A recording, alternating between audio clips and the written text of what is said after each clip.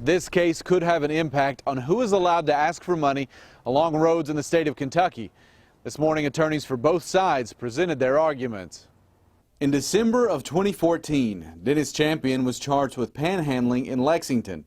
This morning, his attorney argued that the ordinance he was arrested under is unjust because it targets content of speech and not where that speech is happening. It's whether the Lexington Fayette County urban government had the authority to criminalize the behavior that Dennis Champion was charged with. A Fayette County prosecutor argued the ordinance was in the interest of public safety. Was traffic impeded? And if so, for how long? A second? 30 seconds? A minute?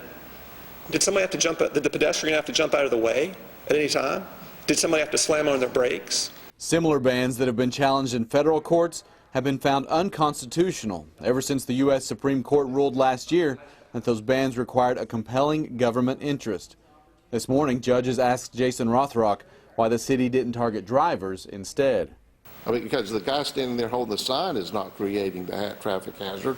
It would seem to me in that instance it was the driver who impeded traffic rather than ignore the beggar. Champion's attorney argued that because the ordinance is targeted at a certain type of expression, soliciting money, it's a violation of the First Amendment. Then an argument that it's focused on public safety is much more, makes much more sense. Those judges asked Rothrock if the ordinance could also be applied to groups such as churches or charities who were fundraising. He said under the ordinance they could be prosecuted, but he was unaware of any such cases.